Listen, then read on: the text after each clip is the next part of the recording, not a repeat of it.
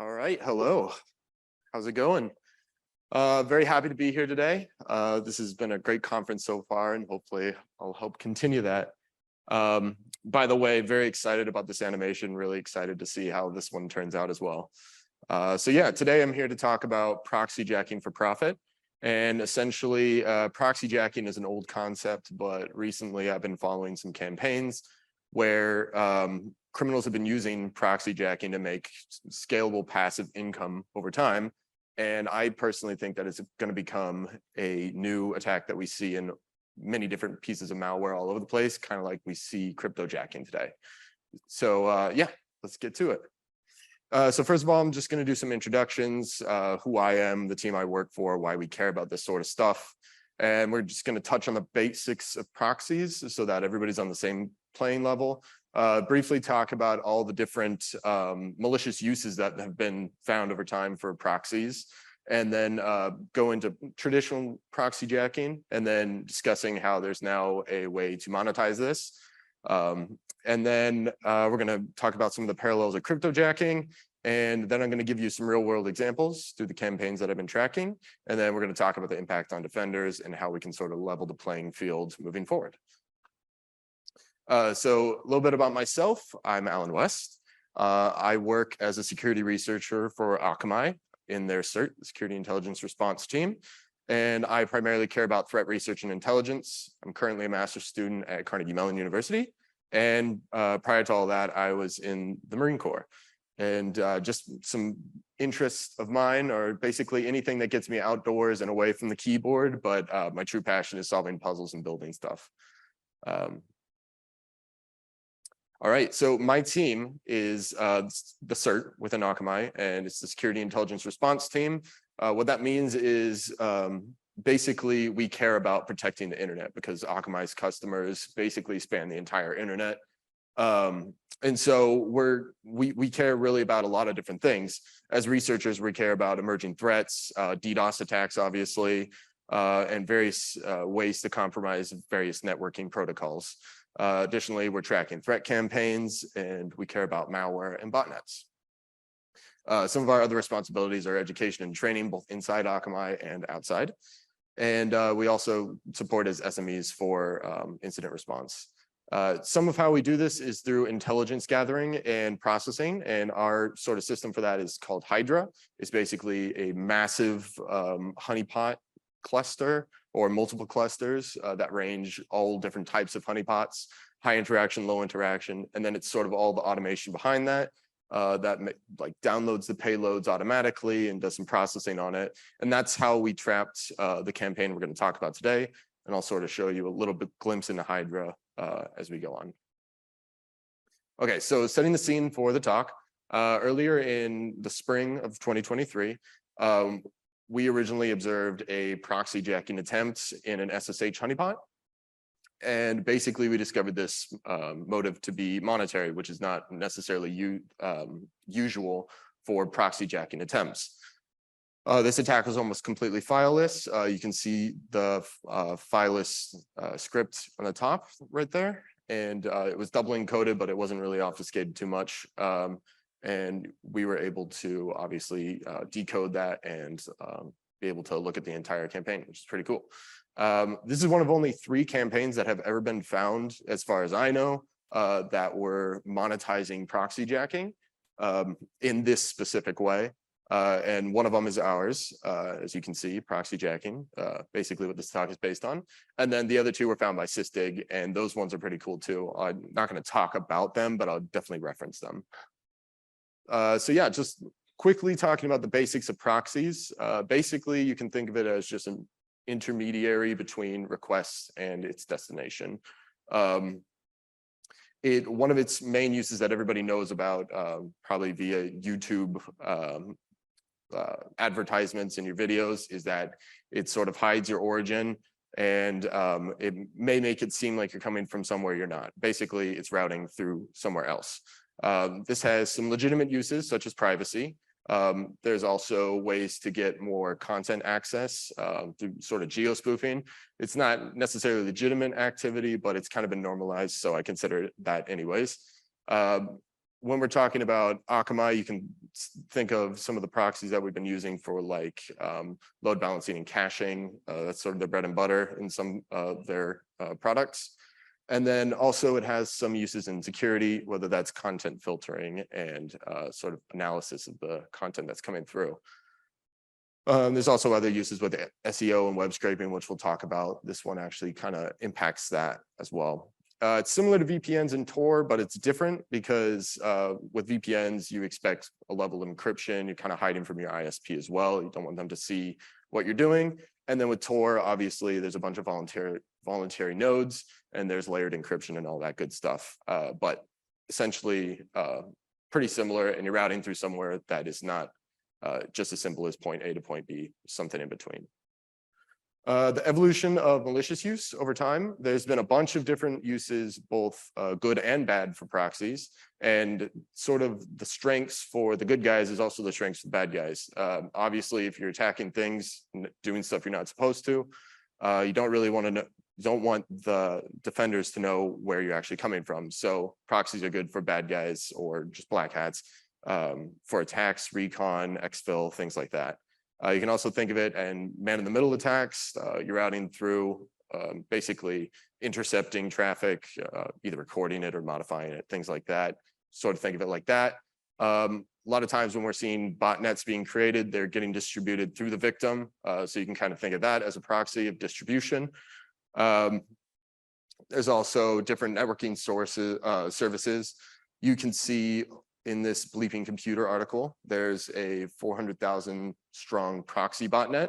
And what this was is sort of an example of using residential compromised devices and then sort of assimilating those into a botnet and then renting those out to people for things like credential brute forcing coming from multiple like legitimate sources. And this way you're not getting blocked because it looks like you're coming from real places. They're renting it out as kind of a service in this case.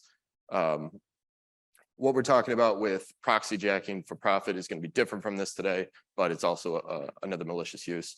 And then you also have proxy-enabled DDoS. As we've been looking at a bunch of different tools in recent attacks, we've been seeing the option to add just a single argument to route the attack traffic through like an open proxy of some sort. That's becoming more and more common. It's already common, but now you're seeing it in like one-off tools as well. And then there's obviously like proxy chaining, and you can even think of proxies in malicious setting as just simply rerouting you to something that you don't want to be rerouted to. So there's basically tons of uses, both good and bad. So with regular proxyjacking, there's tons of open proxies on the internet, and a lot of them are voluntary, but a lot of them are involuntary as well. I think you can sort of understand that once one device gets compromised, some people don't see a problem with sharing that to a bunch of different people. So just in this example here, you can see I was using Maltego to look at the distribution server for this campaign, and I was actually able to find this distribution server in a bunch of different posts around the internet, just being advertised as one of the open proxies that you could use to route your traffic through. There's hundreds of thousands of available proxies online, and like I said, not all are ethically sourced. So now we're at proxyjacking for profit. Proxyjacking for profit starts out the same way as regular proxyjacking, where an attacker compromises a victim. Then this victim is used as a proxy to route traffic through. But the difference here is that the bandwidth is then monetized by a company that offers sort of affiliate payment to use your bandwidth. So the attacker compromises the victim. The attacker basically says, hey, yeah, this is totally my device. Route your traffic through here for whatever legitimate purposes you have. Then this legitimate company will say, okay, thank you for letting us use your device. We'll now sell this to people. And then a bunch of companies go to this company and say, we'd like to buy your geographically diverse bandwidth. Typically, this happens either as the one company that is sort of buying, as you can see here, 10 cents per gigabyte, is also the one selling, which they're then turning around for $1, which is pretty good turn of profit, if you ask me. But a lot of times there is a sister company that they stand up. So they can both basically claim ignorance to how things are going. So the people who are actually selling the bandwidth can say, yeah, we got this bandwidth from a trusted partner. And the person that is using your bandwidth can say, yes, we're giving your bandwidth to a trusted partner. And then and basically the person selling the bandwidth can sell to whoever they want. And just a little fun fact is if you type in what is proxyjacking right now, our article may or may not be the first thing that comes up, which is pretty cool to me. So yeah, in these scenarios, the attacker, both companies and the buyer of the proxy all profit while the victim basically unknowingly is being harmed. So I want to dig a little bit more into these bandwidth sharing schemes, the things that are sort of making this attack possible.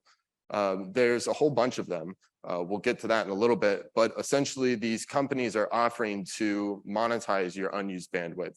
A lot of them are claiming that about like 90% of your bandwidth, your internet bandwidth goes unused. And so they basically just want to say, hey, we are a trusted source. If you just let us use the stuff that you're not using, you can make a little bit of passive income month to month, and you won't even notice we're there. A lot of times these come as either just installs that you can install right onto your device, or they have different Docker containers that you can easily pull down and start running. It's a very minimal setup. I went through all the instructions myself. It's very easy. Especially if you're using the Docker containers, you can really run it anywhere as long as you got Docker or whatever else you're using running.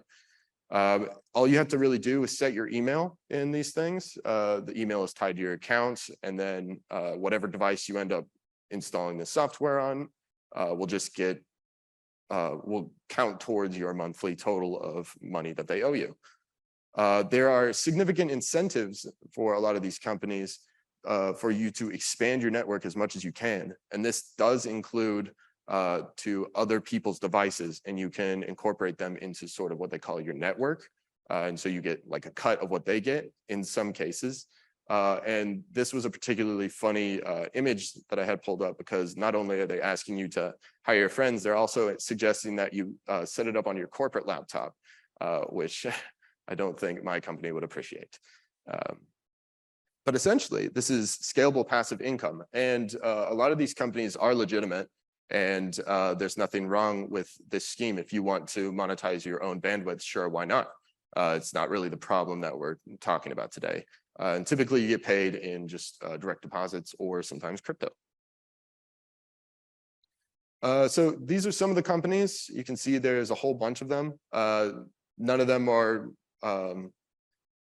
too different from each other. Some of them have, some of them sell directly, some of them use a sister affiliate company, some paying crypto, but they're all essentially the same thing.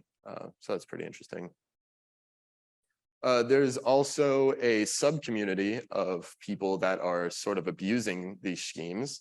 There's a couple different exploits to where you can sort of bypass the limit of the money that you're allowed to get per month, which is pretty interesting. And sometimes there's some software where you can double or triple dip.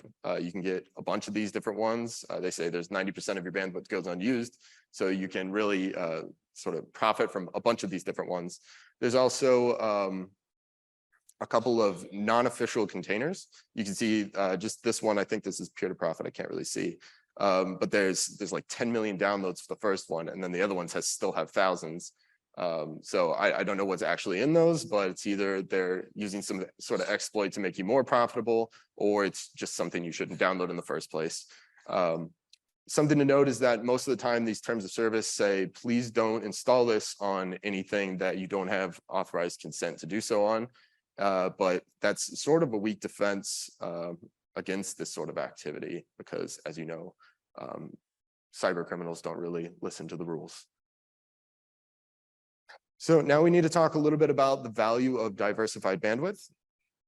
So companies want sort of this geographically distributed bandwidth because they can harvest a lot of data from this, One of this being search engine optimization. So they can sort of post a advertisement out there, and then they can see how well it's doing in the precedence of how it's being presented to you based on different devices, different locations in the world, and sort of different profiles of people. And so they can sort of use this to do effectiveness assessment of advertising. They also do market prices analytics. So if I'm looking at what eggs are in San Diego, but I also want to see how much eggs are in Atlanta, I can see the difference between that, and then we can check that out over time. Various research can be done, basically. And it's just overall good for a lot of these companies that rely on this big data source to have a giant geographically distributed source of data. So there's a lot of similarities to cryptojacking. Both of these sort of donate victim resources unbeknownst to the victim. And it's a very similar threat profile if you think about it like that. Both of them sort of see it as kind of a victimless crime, but at the end of the day, over time, it does actually cost the victim. One difference you have in cryptojacking is that there's high CPU usage, which is one of the ways that you sort of detect that a cryptojacking incident is happening. Whereas the proxyjacking, there's high bandwidth and low CPU usage. So that is something that kind of throws a wrench in our already in place detection methods. Competitive methods are used in both, as we'll see in the campaign that I'm tracking or was tracking. You'll see how it looks for other people that are trying to do proxyjacking on the device and tries to kick them off. With as few people that are doing this right now, it's kind of surprising that already exists, but I guess they're being proactive. So, and like I said, similar threat profile and threat landscape. So there's only been a few real world cases. Like I said, one that Akamai Cert discovered, and then two that Sysdig discovered. One we discovered, they were essentially they were brute forcing weak SSH credentials. Obviously, because it's a honeypot, we just said, yeah, those are our credentials, come on in. And but Sysdig found one that had log4j and another one that was abusing outdated GitLabs servers. And in one of those with the GitLab, I believe, they had one that was LabRat, and it sort of answered my predictions of eventually seeing proxyjacking and cryptojacking side by side within malware. So that was pretty interesting. I'm not going to talk about it too much, but that was sort of interesting just for me. But they all center around the same scheme, basically.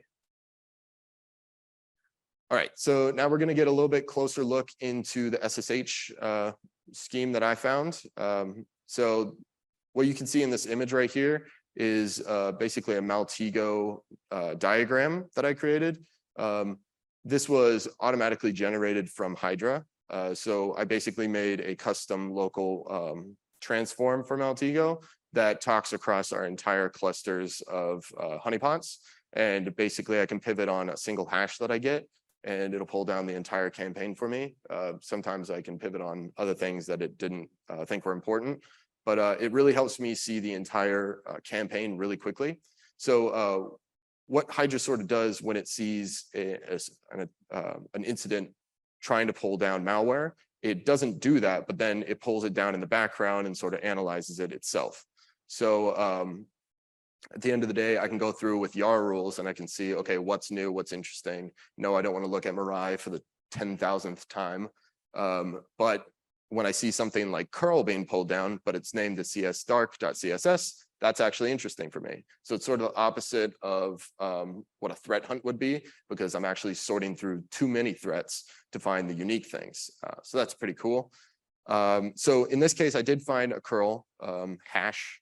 So I found the hash and it didn't match any of the YAR rules that I had custom made to look through the malware day by day. And so I put in a virus total and it came up clean. And I was like, that doesn't make sense. And so I put it into this Maltego custom transform and I pulled down this entire scheme. And that's how you see the script on the left, that gigantic script. You can even see the email that they put in there as the beneficiary. So basically, this led me to the infection script. It also gave me the distribution IP. Yeah. Okay, so then I was able to look at the distribution server. In this case, it led me to just sort of a directory of a bunch of different files that are being hosted. I immediately pulled all those down. Two of the files were of interest, and the other ones were just normal ones that you see on a website. The first one was curl. That was interesting, is curl executable. And then the other one was perpcc, which was a crypto mining software specifically for Linux. So that's another point towards these threat actors have very similar profiles. I don't know if it's the same person hosting the same two different campaigns, one crypto mining, one proxy jacking, but that's one theory. Another one is that this server is really out of date and multiple people are using it as a distribution server. That's sort of what I think is happening, but I did find out this was a compromised web server because I was able to visit the website and navigate it around it a whole bunch. And it was basically just a sort of fine building materials company in Libya. So I don't think they know this is going on in the background, but it is. All right, so the next thing they did was start setting up peer-to-profit. The first thing it did was this like super rudimentary version of curl that just sort of pulls down an executable, which was curl. And then it used curl that it installed to pull down the Docker from a custom Docker repo. It wasn't the one with 10 million, it was one of the other ones. And this campaign didn't just do this with peer-to-profit. In some of its other attempts, it did it with Honeygain, which is another one of the ones that I showed you before. Then it sets the attacker email as the beneficiary and follows step by step the instructions that you could find on the Docker repo. So it doesn't do anything crazy yet, but that's basically it. And just a snapshot of the peer-to-profit website. You can see it's like sort of a stand-up organization. It's just being used. And then it does things that you would expect out of a crypto miner or cryptojacking scheme. So it first searches for executable locations, and then it checks for some of their own instances running, tries to update those. And then it looks for similar containers running that they don't own, and it basically kills them and takes them offline. And then when it leaves, it deletes everything else. So when it first started, it made a directory to work in that's executable. And then at the end, it sort of deletes that recursively, takes out all the things that you could possibly see as like being malicious. These are all very common tactics for cryptojacking. So again, they're very similar. So what are the impacts on defenders? So obviously this was an obfuscated fileless script attack, or not so obfuscated, but at least encoded. And that means that you can't rely on looking at executable files in this case. The only download that was actually pulled down was cleared by VirusTotal. So you can't rely on the reputation of hashes here. And then the traditional high CPU monitoring for cryptojacking is kind of useless here because we're not really using that much CPU. It's mostly just about bandwidth in this case. And then labeling these softwares as potentially unwanted processes or software of like questionable nature, it's not really going to help because you saw there was 10 million downloads of just the Docker repo. So these are actually very popular pieces of software, and it would create a whole bunch of false positives if we just relied on that alone. So what can we do? One of the things is instead of just looking for like the usage of CPU on your device, you can look for the different traffic that's coming and going. If you're aware of what's happening on your device, then you'll be able to find this a little bit better. Again, you're still going to want to be aware of unwanted processes that are running on your device. One of the things that we can take from the malware is the PS coupled with the grep for these various schemes. So you can literally look for the Docker containers that are running. And then patch your applications like we saw with Log4j and the outdated GitLab instance. That would be one way to prevent those attacks. Using strong passwords or MFA where possible would have prevented the SSH. So relying on the tried and tested techniques will always be good. And then lastly, TTP-based endpoint detection. So in this case, it would be encoded scripts that are fileless, that pull down a file from like a sketchy IP. These are all things that put together make it a very suspicious instance. You're not going to get this out of just looking at one element at a time. But if you look at the whole thing in its context, you'll have a lot more likely chance of catching this and stopping it. So lastly, I just wanted to talk about the evolution of this sort of scheme since I found it, and some of my predictions, both the ones that I made when I first found it and now the ones that I have now after seeing how it has evolved. So my main prediction at first was that we were going to see it alongside cryptojacking, and that came true pretty quickly. It was literally the next campaign that came out was the lab rat one, and it had it side by side. So that was great. I think we're going to see that a lot more. Now, anytime you see cryptojacking, there's a possibility that you'll see proxyjacking alongside, and vice versa. I think there's also going to be a lot more vulnerabilities that are going to be exploited. I think we just dipped our toes in terms of that. I think there's no stopping it from being installed on most devices. And if not these specific companies, this sort of affiliate payout, like small affiliate payouts at scale, obviously add up. And I think if there's companies out there that do this for mobile devices or IoT traffic or something, those will eventually be exploited, and that's something to look out for. So yeah, those were my next points as well. My prediction that it's going to be eventually incorporated into full malware. I think anytime there is malware performing some sort of function, you may see this alongside with it.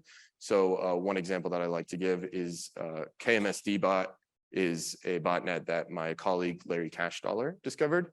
And basically it was DDoS for hire, but at the same time, it was also installing crypto miners. It's not that crazy of an idea. I think it's happening a lot these days. But I think now we're going to start seeing this as an option as well. And maybe it's even a little bit sneakier than cryptojacking because the average user wouldn't necessarily notice it happening. Then I also believe that because these companies don't really have a great incentive to ban this sort of activity outside of a negative reputation, we're going to see a lot more of these companies that are specifically tailored to this kind of clientele, just bring us diversified bandwidth, whatever the cost. This is sort of a parallel to the early days of spam where they were offering affiliate payouts, just like get us click-throughs, we don't care how you do it. That's what led to spam. People were just sending it through their botnets to as many people as they could, because that's how you make the money. So I think this sort of scheme is just beginning, and I think history and current events tell us that it's just going to continue for the foreseeable future. So that's my talk. Thank you very much, and I'll take questions at this time.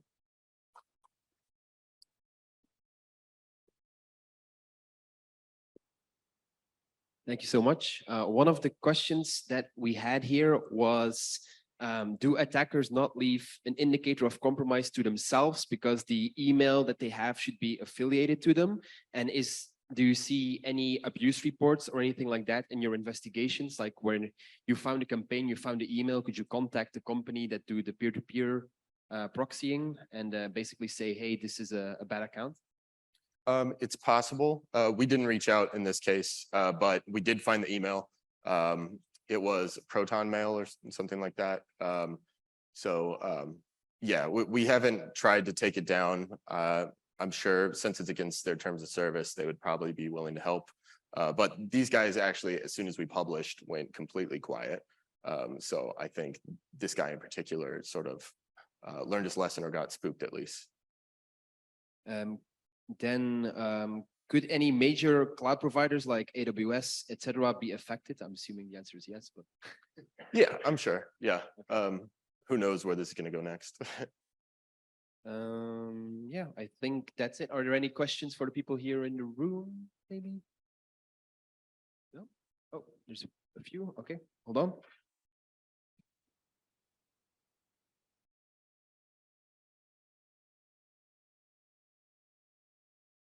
So if if someone suspects they're being attacked through these proxies, do you have any suggestions on how they should respond? I'm assuming there's not going to be, we can't just look up the IS.